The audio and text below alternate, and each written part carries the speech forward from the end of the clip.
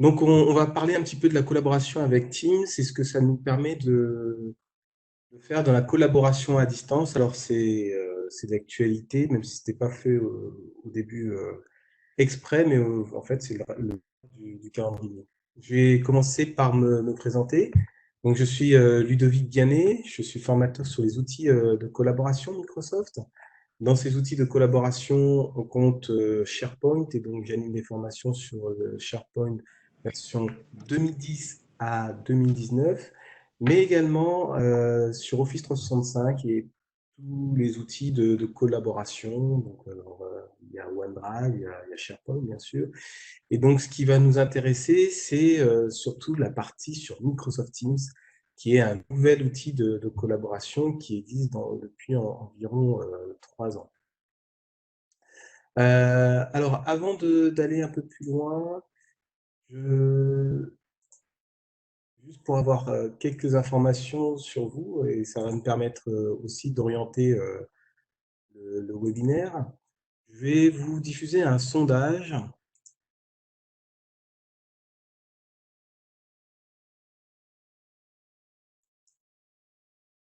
Et ce sondage va permettre de dire dans quel cas vous avez besoin d'utiliser Office 365.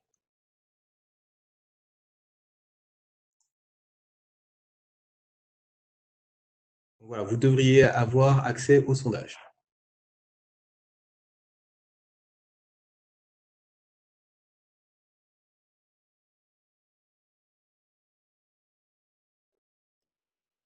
C'est-à-dire, ça apparaît où? Excusez-moi. Ça devrait apparaître sur votre écran directement. Alors, si vous utilisez une tablette, ce sera forcément en face. Si c'est sur votre ordinateur, normalement, ça devrait être sur le côté droit, sur le panneau droit. Certains ont commencé à répondre même à ce sondage.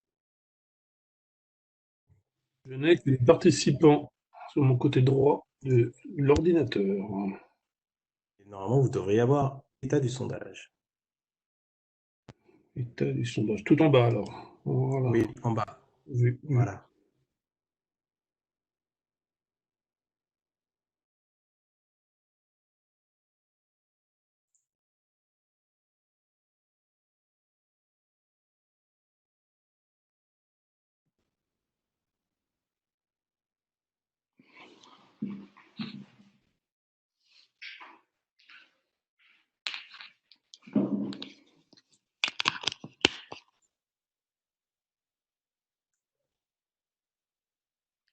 Alors, je vous affiche les résultats du sondage. Donc, il apparaît que soit vous êtes prise ou vous devez utiliser Microsoft Teams ou vous cherchez en tout cas le meilleur outil pour la collaboration.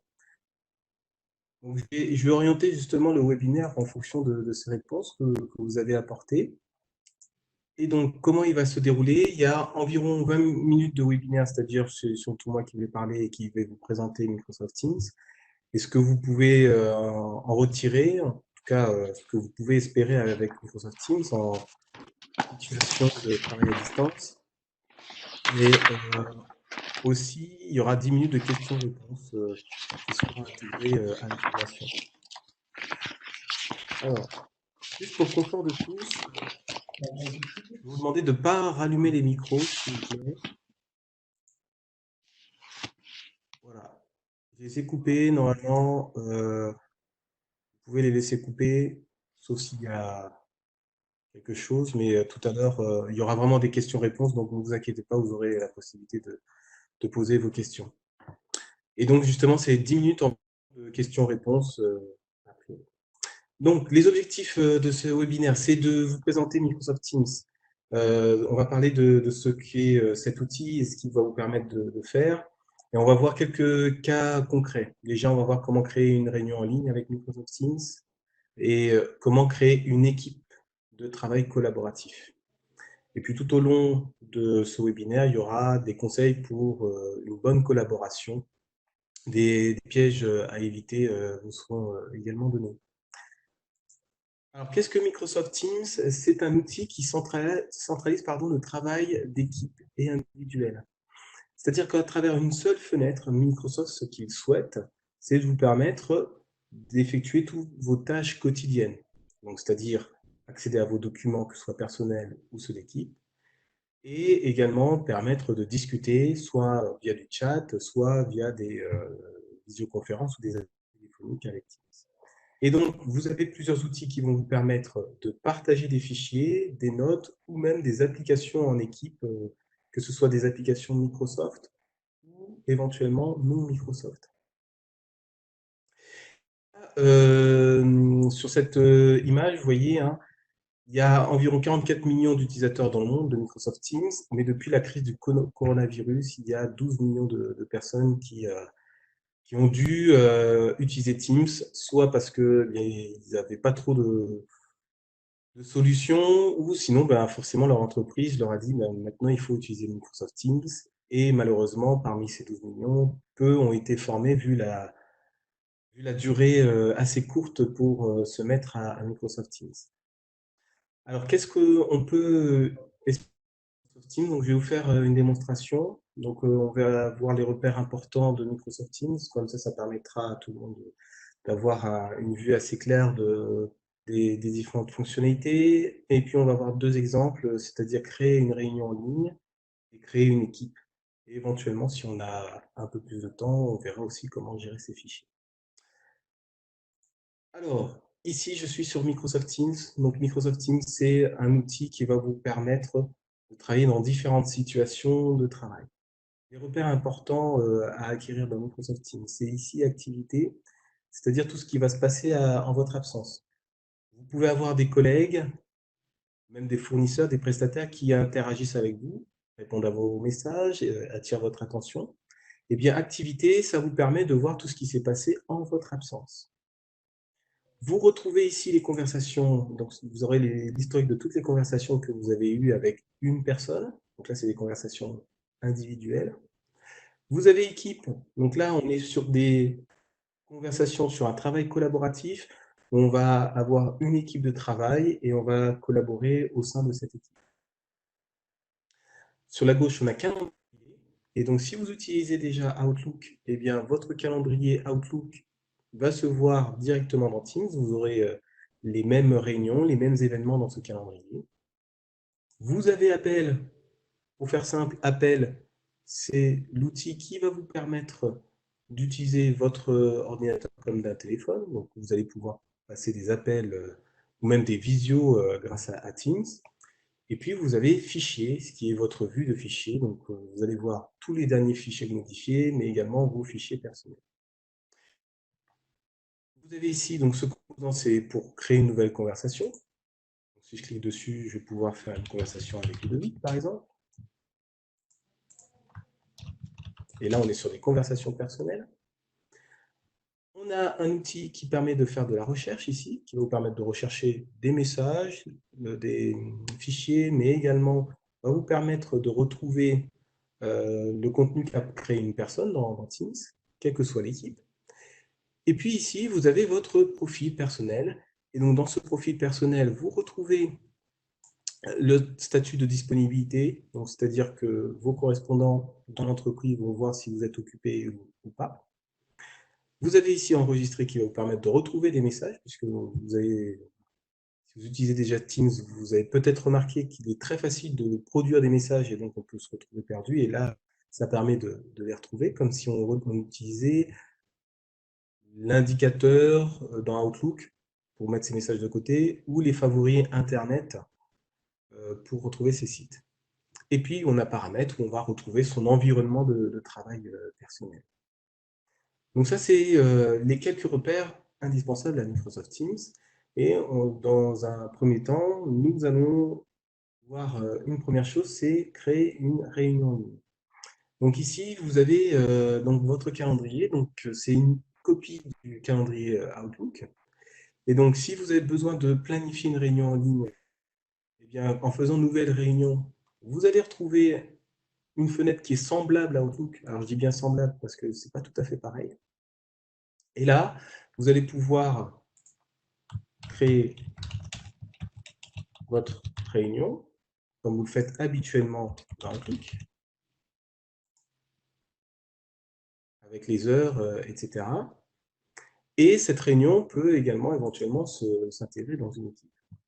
Donc là, je vais mettre l'ordre du jour, etc., etc. Donc, en faisant envoyer, cet événement va fonctionner comme une réunion Outlook, c'est-à-dire que le correspondant va devoir accepter la réunion ou pas. Et l'avantage dans Microsoft Teams, c'est que ici, il y a déjà un lien qui permet de rejoindre la réunion. Donc ça veut dire que ce soit vous ou vos correspondants dans l'entreprise ou à l'extérieur, il suffira juste de cliquer sur ce lien pour accéder à la réunion Teams. Même si on n'a pas Teams sur l'ordinateur, en fait, on va utiliser le navigateur web. Et donc ça, c'est cet outil qui va vous permettre de planifier vos réunions en ligne. Sachant qu'à tout moment, vous pouvez lancer un appel vers quelqu'un. Tout à l'heure, je vous ai montré ici une nouvelle conversation. Et avec une nouvelle conversation, eh bien, je vais pouvoir soit chatter, c'est ce que je vous ai montré à l'instant, mais ici, vous avez les appels vidéo et les appels audio. Et donc, vous allez pouvoir contacter cette personne directement si vous le souhaitez. Si elle n'est pas disponible, il y a un répondeur, il y a une messagerie vocale qui est intégrée dans Microsoft. Donc déjà, ces quelques outils sont vraiment très utiles car ça va vous éviter, alors en dehors de situations de confinement, bien sûr, de faire des trajets assez longs pour une demi-réunion, voire moins. Euh, Là, vous avez la possibilité de voir face à face la personne et puis de faire votre réunion en ligne. Et donc, vous avez Microsoft Teams à partir de votre ordinateur, tablette ou même smartphone, et vous pouvez faire toutes ces fonctions avec votre smartphone. On va s'intéresser maintenant plutôt au travail en équipe. Alors, pour créer une équipe, ici, on retrouve dans Microsoft Teams rejoindre ou créer une équipe. Et on a ce composant qui est créer une équipe. Donc là, je vais partir une équipe de zéro. Alors, il y a plusieurs types d'équipes. Vous avez des équipes privées. Donc, à quoi ça correspond? Eh bien, uniquement les personnes de cette équipe vont pouvoir accéder au contenu. Il n'y a que le propriétaire, celui qui a créé l'équipe, qui va pouvoir ajouter de nouveaux utilisateurs. Les équipes publiques, eh bien, c'est une équipe où tous les membres de l'entreprise peuvent accéder au contenu, puisqu'ils peuvent rejoindre cette équipe comme ils le souhaitent. Et puis, si certains d'entre vous sont administrateurs, eh bien, ils peuvent créer des équipes à l'échelle de l'organisation, c'est-à-dire une équipe où tous les utilisateurs vont rejoindre cette équipe. Donc, dans notre situation, on va mettre une équipe privée. On doit mettre un nom qui n'a pas été pris dans l'entreprise, sans caractères spéciaux. Donc, Teams est vraiment sympa, il me félicite. Et donc, ici, je vais pouvoir ajouter les membres de mon équipe.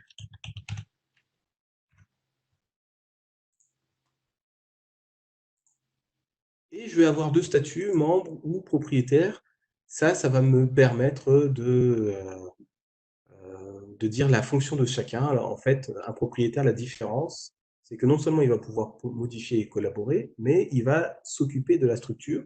C'est lui qui va mettre en place la politique d'utilisation de l'équipe, et donc il peut dire que dans son équipe, on peut faire plus ou moins de choses. Alors que le membre va pouvoir modifier le contenu qu'on retrouve dans l'équipe. Donc voilà, j'ai créé une équipe, et donc dans l'équipe, il y a quelques repères à prendre en compte. Déjà ici, vous avez volé des équipes, et donc il faut faire attention puisqu'il arrive souvent qu'on se trompe d'équipe, puisque vous voyez, hein, les fenêtres sont assez... Et avec les onglets que vous avez ici, vous allez pouvoir retrouver l'espace de discussion, l'espace de stockage de fichiers, s'il est prêt, puisque là je viens de créer l'équipe, peut-être, voilà, ça y est, c'est bon. Et vous pouvez faire un wiki, c'est-à-dire un Wikipédia de l'équipe et pour partager du contenu de l'équipe. Donc là, je vais revenir dans publication, et donc le message que je vais poster va être visible par tous les membres de l'équipe. Et dès que vous postez quelque chose dans une équipe, c'est visible par tout le monde. Ça, c'est le principe que vous avez dans Microsoft Teams. Vous pouvez aussi ajouter du contenu autre que du texte. Donc là, par exemple, j'ai fichier. Et je vais pouvoir charger des fichiers de mon ordinateur ou même en créer de nouveaux. Donc là, je vais mettre une image, là, dans ce cas-là.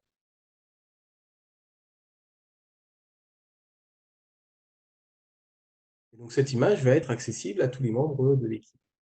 En faisant nouveau, je vais ici accéder à la création de nouveaux documents Word, Excel ou PowerPoint. Dans ce cas, je vais faire un nouveau. Et donc, il y a un petit changement. C'est que là, je suis obligé de mettre un nom. Et donc, le nom, il est dans la création du document.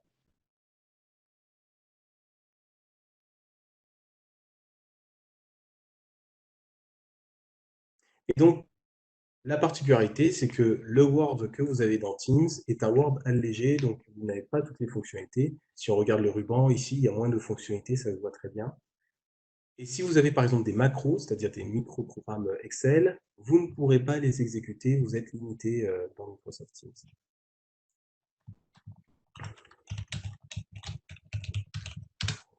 Et donc voilà, j'ai créé mon texte. Et la particularité, c'est que ce document peut être modifié à plusieurs en même temps, en ligne.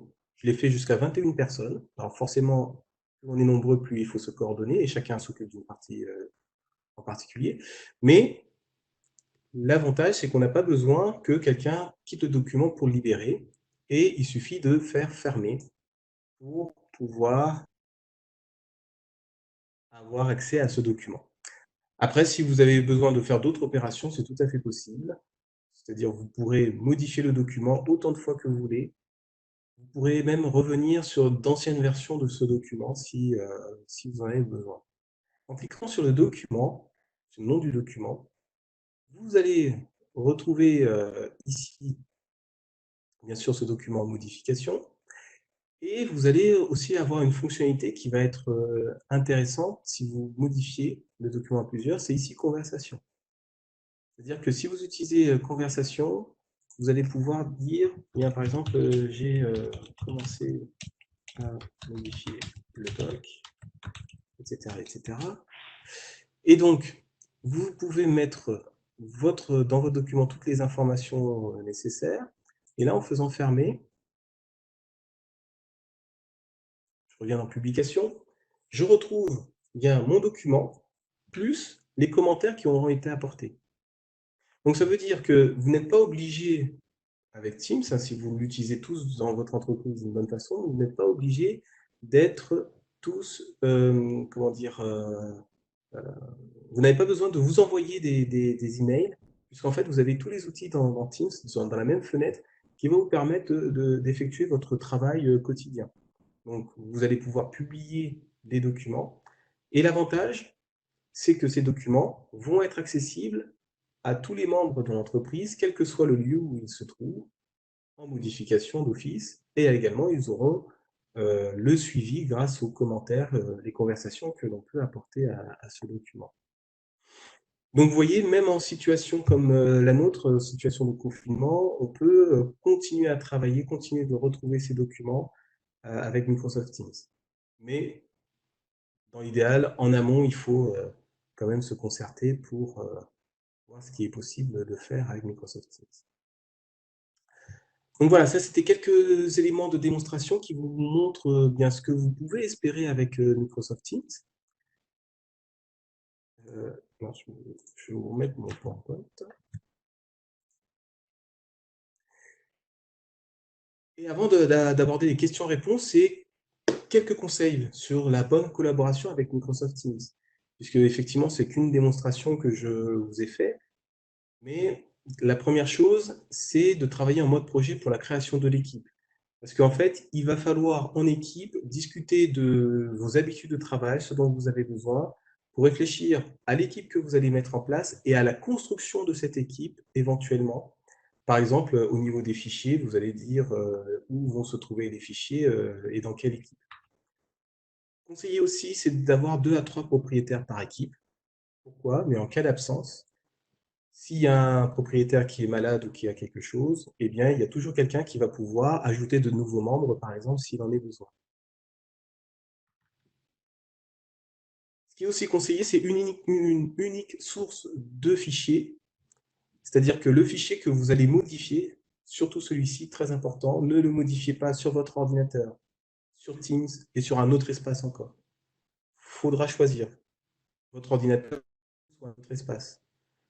Mais vraiment une seule source pour modifier votre fichier. Éventuellement, le fichier, si vous le modifiez dans Teams, rien ne vous empêche ensuite de le copier dans d'autres espaces. Mais il faut que ce soit une copie. Sinon, forcément, si vous avez plusieurs sources de modification de fichiers, vous risquez de perdre beaucoup de données. Aussi, être positif, puisque il y a beaucoup de choses qui peuvent se faire par texte. Et donc, le fait de rester positif permet de créer une belle ambiance de travail, un peu plus dynamique. Donc, ne pas oublier cela, puisque à l'écrit, on a tendance à être plus rude, et en tout cas, il n'y a même pas l'intonation de la voix. Donc ça, c'est aussi très important. Aussi très utile, c'est d'impliquer tous les membres de l'équipe. Forcément, il y aura peut-être une ou deux personnes qui vont être plus moteurs que d'autres, mais si vous voulez vraiment que tout le monde utilise Teams, eh bien, il faut nécessairement impliquer les membres de l'équipe. Et une façon de les impliquer, eh bien, c'est déjà d'avoir déjà à disposition ce qu'il faut dans Teams, puisque ça va être une source de référence. Et puis aussi, si c'est nécessaire, de les former, de les accompagner sur l'utilisation de Teams et montrer les avantages qu'on peut avoir grâce à cet outil. C'est lié avec ce qu'on a dit précédemment, c'est aussi d'utiliser les mêmes règles pour avoir une collaboration efficace. Je reviens sur une règle simple, mais qui arrive souvent, c'est d'avoir une seule source de modification de fichiers. Et il faut que tout le monde s'y tienne pour être sûr que vous ne perdiez pas de données. Vous pouvez aussi attirer l'attention avec des mentions. Alors la mention, c'est un outil utile puisque vous pouvez avoir beaucoup de messages dans Microsoft Teams et la personne peut passer à côté d'un message qui est à son attention. Et bien dans ce cas-là, en la mentionnant dans les outils de Teams, on va pouvoir attirer son attention. Il y a aussi le fait de laisser Teams ouvert, puisque lorsqu'il est ouvert, on va recevoir des notifications de la part de Teams. Et par exemple, si quelqu'un nous appelle, eh bien, si notre Teams est fermé, forcément, elle n'arrivera pas à nous contacter. Autre chose utile, c'est surtout si vous avez déjà commencé à utiliser Teams, c'est de paramétrer vos notifications, parce que sinon Teams peut vous envoyer beaucoup d'emails de notifications pour vous dire qu'une équipe a été créée, qu'une personne, par exemple, vous a notifié ou qu'on vous a appelé. Très facilement, ça peut être une source de désagrément. Donc, paramétrer les notifications en fonction de vos besoins. Donc, merci à vous. J'ai, avant de passer aux questions-réponses, plusieurs choses. Donc, il y a une formation. Pourquoi j'ai fait ce webinaire? Parce qu'en fait, je viens de produire une formation sur Microsoft Teams qui est sur mon site, Mon Coach 365. Donc, c'est une formation qui aborde uniquement Microsoft Teams. Bon, j'en ai d'autres sur les autres outils Office 365. Si vous souhaitez avoir des astuces vidéo, j'ai une chaîne YouTube qui va permettre de les connaître. Et également, j'ai rassemblé quelques autres vidéos que je n'ai pas forcément produites, mais que j'ai trouvées utiles et intéressantes. J'ai un blog sur des procédures sur les outils collaboratifs, Word, Excel, Word, pardon, c'est pas Word, Outlook, OneNote, Teams et SharePoint. Et donc, ce webinaire, je le laisserai en replay sur ma chaîne YouTube si vous avez besoin. Donc, sinon, je peux vous l'envoyer par email si vous laissez vos coordonnées dans la fenêtre de chat. Alors, est-ce que vous avez des questions vis-à-vis de ce que peut vous permettre de faire Microsoft Teams? Je vais vous réactiver mes micros. Moi, j'avais une question Oui. autour de la possibilité qu'on a de pouvoir créer des équipes avec des gens qui sont équipés ou pas de Teams. C'est-à-dire, est-ce que des gens qui n'ont pas de licence Teams, qui n'ont pas l'application en dur sur leur poste de travail, peuvent être invités à collaborer dans une équipe, à faire une audio en conf call ou une visio? Donc, c'est juste de planifier une conf call, c'est ça, hein. C'est Exactement. aussi d'accéder au contenu d'une équipe. Bah, serait plutôt de faire une conf call ou une visio et pouvoir partager son écran déjà. Alors oui, c'est tout à fait possible, puisque en fait, quand on est dans le calendrier, donc là, je vous montre ici, vous voyez, j'ai créé ma réunion là. Et en fait, ici, au niveau des invitations, bon, je vais mettre mon adresse par exemple. Et donc, ici, vous voyez, il me dit bien d'inviter cette personne, alors que c'est mon adresse perso. Et donc, il y aura le lien. Et donc, cette personne, même extérieure, va accéder au moins avec le mode web. Par contre, cette personne, comme elle est en mode web, elle ne pourra pas partager son écran. Mais vous, vous pourrez lui partager votre écran. D'accord. Dans ce sens-là, il n'y a pas de souci. Il faut passer par le calendrier forcément pour pouvoir inviter quelqu'un à une conférence. Alors, oui, quelqu'un d'externe, oui, voilà, ça va être ça, oui. D'accord. Exactement. Alors, c'est le calendrier Teams ou le calendrier, les deux le font. Justement, j'avais une question sur le calendrier Outlook. Nous, on travaille, on a Google Agenda. Et ce qui fait que pour ma part, j'ai pas mon agenda à jour, en gros, dans Outlook. Qu'est-ce que vous nous conseillez par rapport à ça? Est-ce qu'il faut carrément abandonner Google Agenda? Votre entreprise est sur Teams? Ouais. Bah, depuis pas longtemps, Ah oui. donc c'est pour Non. ça. Ah, ok. Forcément, Hier. comme tout ce qui est pro, si vous êtes sur Teams, ça veut dire que vous avez Office 365 et ça forme une sorte d'écosystème. Et donc, les connexions entre calendrier Outlook et Teams sont largement meilleures que Gmail, enfin Google et Ouais. Microsoft. Bon, ça se comprend, c'est des concurrents. Ouais. Donc, pour profiter de toutes les fonctionnalités, effectivement, il vaut mieux passer chez Microsoft. Après, j'ai beaucoup de personnes, beaucoup de stagiaires qui utilisent les deux, qui jonglent avec les deux quand même. Mais il y a une perte de fonctionnalité forcément qui arrive. Et par exemple, si je veux utiliser mon Google Agenda avec Teams, bien ici, quand je clique sur calendrier, je ne l'aurai pas. Ouais, c'est ça. Malheureusement, c'est pas possible ça, d'avoir son Ouais, Google Agenda. c'est la petite inquiétude que j'avais au regard de votre démonstration, en fait. Parce que, Ouais, désolé. non, mais c'est pour ça que je pose la question. Ok, Ouais, merci ouais, beaucoup. ouais. Mais malheureusement, c'est ça. Microsoft, il y a une meilleure collaboration avec les autres outils, hein, même Google. C'est pas optimal encore. Ok. Est-ce que d'autres personnes ont des questions? Euh, Alors oui, j'en ai une, Ludovic, bonjour Raphaël. On utilise dans notre entreprise la même que celle de Pierre-Henri et de Christophe qui viennent de parler. Un outil qui s'appelle Telegram aussi pour chatter, échanger, dans lequel on a créé des groupes.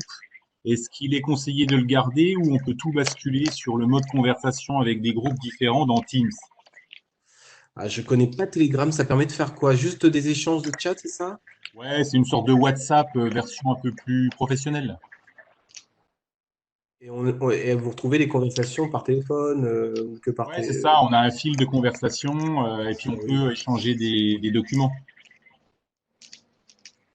Ah oui, alors, ben, c'est ce qu'il faudra voir en équipe parce que si vous utilisez les deux outils, vous risquez d'avoir deux sources de données et donc une perte d'informations en utilisant les deux sources.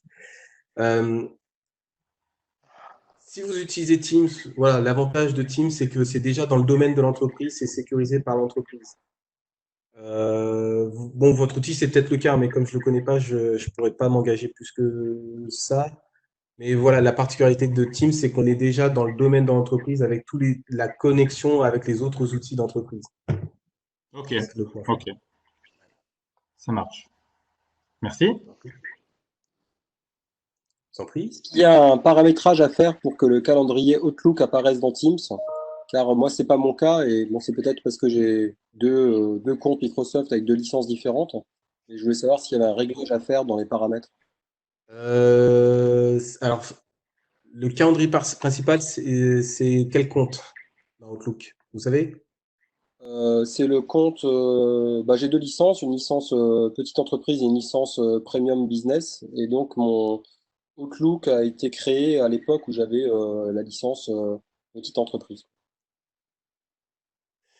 En Alors, ancienne. là, c'est un En ancien. cas vraiment particulier.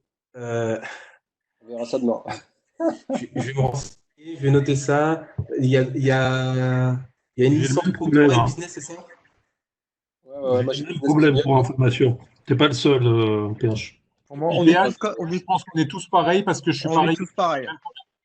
Bah Moi voilà, c'est aussi. une question C'est-à-dire Octaise. qu'avec la même adresse mail, et pas les mêmes informations sur le vent, comment je l'ouvre. Alors, oui, alors je note ça, c'est quelque chose que j'ai jamais rencontré, donc je ne saurais pas vous dire, désolé. Parce que par exemple, Ludovic, l'invitation que vous nous avez transmise pour le webinaire d'aujourd'hui, il s'est incrémenté dans mon agenda Outlook en automatique quand je l'ai validé, mais je ne l'ai pas retrouvé dans Teams. Pareil.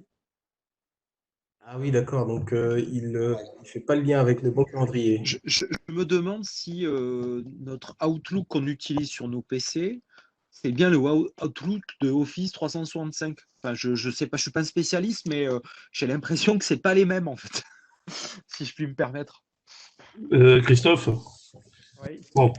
pour apporter de l'eau à ton moulin, et pour complexifier encore la chose, j'ai installé sur 2 PC différents. Dans un, il y a Premium. Dans l'autre, il y a un 2016, un Office de base. Mm. Sur le 2016, sans aucun souci, j'obtiens toutes les informations d'Outlook. C'est ça. Sur le 365, j'obtiens toutes les informations d'Outlook. Mais si je me connecte sur comment ça s'appelle, Teams. Internet, sur la connexion 365, là, Ouais. j'ai tout autre chose. Oui, mais c'est ce que je pense aussi. Je pense qu'on a un petit souci entre je sais pas, entre nos clouds, enfin, j'en sais rien, enfin, ce qui est dans le cloud et ce qu'on a sur nos PC. Enfin, il y a un petit souci en tout cas. Oui, alors il Ouais. faudrait vérifier votre configuration et le compte, quel type de compte. Petite question, je ne sais pas si vous allez pouvoir répondre. Lorsque vous êtes passé de E3 à Business en changeant de licence, est-ce que vous avez réinstallé Outlook? Mais non, non, C'est peut-être ça, il faut vérifier. c'est ça. Vérifier. Ouais. Moi, j'ai réinstallé tout, hein, et ça me Parce fait que encore quand, des problèmes. pour vous donner juste des billes, hein, c'est que quand j'ai installé Outlook 365 sur mon iPhone, en me disant, bah, tiens, maintenant que j'ai le pack Office, autant en profiter, bah, en fait, je retrouve pas mes mails. Il fait pas le lien avec ma messagerie, en fait. Alors que sur mon PC, Outlook, j'ai tous mes mails. Donc, je pense qu'il Oui, y a un petit alors, souci, quoi. Ouais. juste pour préciser, en fait, c'est parce que je crois que nos messageries sont hébergées sur OVH et pas sur. En fait, il faudra migrer à terme peut-être les messageries. En fait, on est sur l'ordre vraiment du hardware, pas des questions de soft, etc. Je pense que c'est ça la réponse, mais c'est pas le sujet du Teams là présentement. Je confirme ce que dit FX, puisque l'informaticien m'avait dit la même chose suite au problème d'installation la semaine dernière. D'accord. Il faut faire quoi du coup? Est-ce qu'il y a d'autres questions sur Teams? Non. Pour moi, très bien. Juste, je veux savoir, moi sur Teams, du coup, pour revenir au sujet, c'est les, les documents, quand vous nous avez montré quand on met une sorte de copie où on intègre le document en fait dans Teams, dans une conversation Teams, en fait, c'est un lien qui renvoie vers. C'est pas une copie voilà, ce truc-là. Si, C'est pas une copie. c'est le C'est un fichier qui a lien. été copié dans Teams. Oui, mais il nous renvoie vers. En fait, ça va pas faire de doublon. Ici, il y a deux fichiers. Il y a le fichier de mon ordinateur et le fichier de Teams. Pour l'image, hein, je parle. Ah bon? Oui, c'est deux Mais fichiers. Une le copie. fichier de mon ordinateur, il se synchronise avec celui de Teams, non? Alors, c'est une autre opération de synchronisation. Il faut d'abord utiliser cet outil de synchronisation. Actuellement, si vous voulez faire quelque chose comme ça. Ok. Et là, j'ai juste chargé un fichier qui est un fichier unique. Ok, d'accord. Ok. C'est quoi le wiki? Ça veut dire quoi? Wiki, ça vous permet de faire un Wikipédia. Vous allez pouvoir créer un article. Euh, Je fais un article Teams Et je vais pouvoir créer des sections, faire des définitions comme dans Wikipédia, avec des liens éventuellement si nécessaire. Et en fait, ce wiki est accessible à tous les membres de l'équipe. C'est l'outil dans Teams qui permet de partager des connaissances. Ouais, c'est pas mal au début d'un projet pour mettre un peu les infos de cadrage. Ah, d'accord. Voilà. Il y en a qui l'utilisent pour ça, il y en a qui l'utilisent pour des procédures, pour faire des foires aux questions, ce genre de choses. Il y a différents types d'utilisation. Et SharePoint, c'est pas la même chose? Ça a coupé, j'ai pas compris. SharePoint, ça n'a pas la même finalité? SharePoint, on peut faire aussi un wiki dans SharePoint. Ça dépend comment on veut, comment l'équipe va préférer travailler.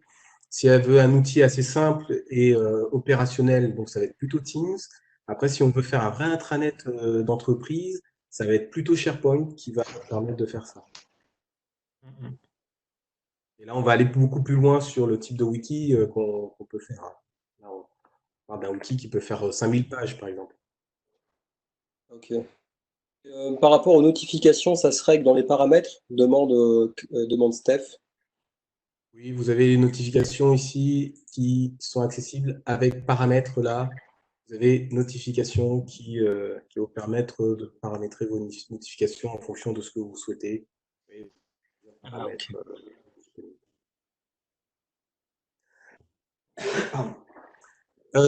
J'espère avoir répondu à vos questions. Je vais mettre ce webinaire en ligne pour le replay. Oui, Ah ben, quelqu'un a posé une question, je crois.